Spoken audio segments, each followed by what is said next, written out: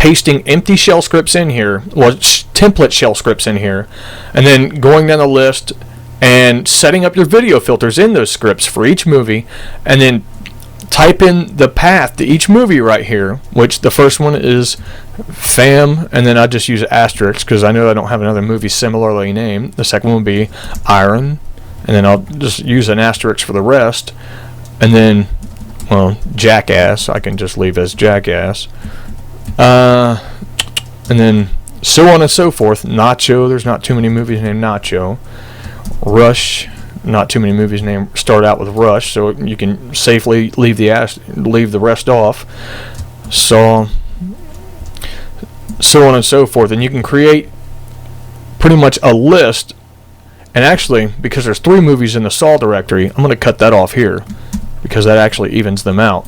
Alright, now I'll go over here and pick up. Remember, even though there's multiple movies in one directory, you only have one script in that directory to transcode those. Silent, The Grudge, The Six.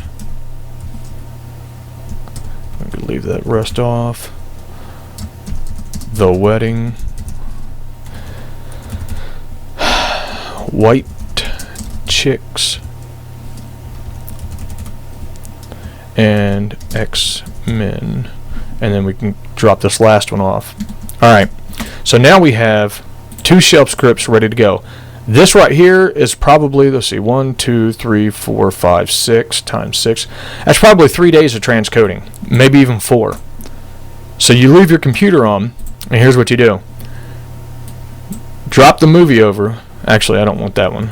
I want TC2 to run in the second tab, just because I'm OCD like that. And TC1, let's type clear. TC1 will run in the first tab. So drag over your transcoding files that you just created, TC1 and TC2 in my case, and then all you do is hit enter. And then you can leave your computer on, and 4 days later, come back and check each one of the files. If you had enough hard drive space to begin with. If you do not, you go check them every so often and see if they're done. You can know which files to check because, well, you just open your file back up and see which order they're transcoding in. Now remember, these are both running at the same time in 2 separate processors.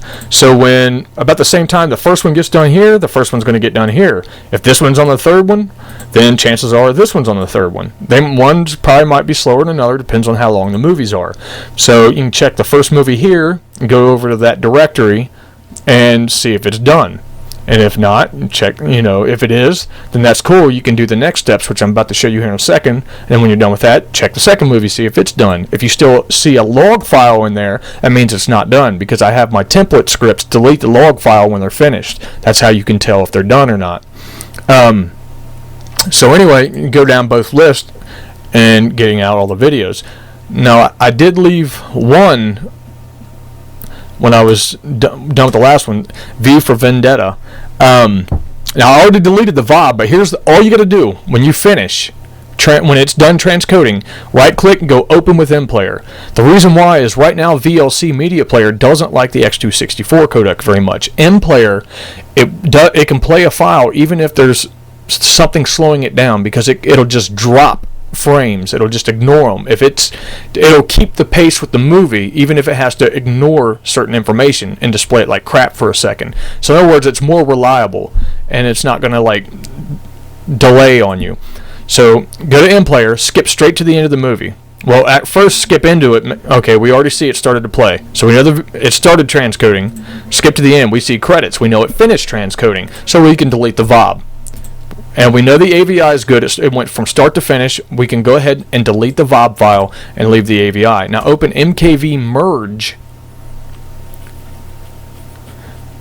And you can just drop the AVI file into MKV merge. Click on the audio track. Go down here and go down to the language. Hit down 4 times for English. The common languages are some of the first ones in the list. And then it goes on to all languages. But then go to format specific options. A lot of the times when you're done transcoding, because you're maxing out both your processors at the same time, the video and audio start off slightly out of sync. So make sure you stick with the audio track selected. Right here where it says delay in milliseconds, go to -120. That's -120, which means to bring the audio track forward 120 milliseconds so that it's in sync with the video track. Alright, then hit start muxing. And then when you're done, you'll have an MKV file. Click open with MPlayer. Again, because it's very important you use MPlayer, because MPlayer will show you if it correctly transcoded. Skip straight to the end. Alright, you see credits, you know it muxed it all the way to the end. Now skip anywhere randomly in the movie. It doesn't matter where, as long as people are talking, and watch their lips. And when you first skip there, you'll have to wait for a second, because it will be out of sync just for a second until it syncs it back up. But as you can see, in this case, everything's in sync. So now that I know that's in sync, I can delete the original AVI because the MKV is finished. MKV is always going to be your final product. Matryoshka video wrappers are better than AVI video wrappers for many reasons. I'm not going to teach you those. You can look that up on your own. I'm only showing you how to transcode stuff. So there's your Matryoshka wrapper all finished and done. And you also, with MKV merge, you have the option to put your own custom title in for your movie. Not all movie players show it, but right here under the global tab, you could type in title, like V for Vendetta, transcoded by Zaxxon, or whatever screwy screen name you use. And then when you play it with like VLC media player, it shows it right here across the bottom. Some media players also show it across the top. And that's your custom title you put in. Always start it off with the name of the movie, as just to be proper. Alright, and you can delete your shell script too when you delete the VOB file. I leave my shell scripts in here in case people... I didn't think about doing this till I already got about 200 movies transcoded. But then one day I realized that I should actually just paste up my shell scripts too with my video filters for each movie, so that nobody has to walk through the process of setting up the video and audio filters themselves. They can just use mine, drag and drop.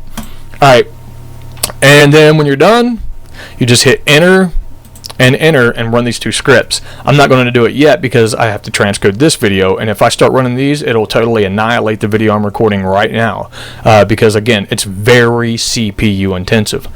Alright, this concludes this video. And in the previous videos, which I haven't even made yet, I will show you all of the different settings and everything else, the ins and outs of video transcoding and how to identify different things. Alrighty then, start ripping. Hi, my name is Alex, and this is another LinuxIntro.com video. This is the final part to my video transcoding series. This is a very long series. By the time I'm done with this, it's probably going to be every bit of 30 videos long by the time I chop them up into 10-minute segments for YouTube. Anyway, I recorded the third video first, and then turned around and recorded the first and second. This is the fourth. At this point, you should have transcoded most of your DVDs and AVI files, and I'm going to show you what to do afterwards. And there's one other thing I'm going to show you how to do, and it's a common issue with your movies. Actually, just give me 1 second to check something.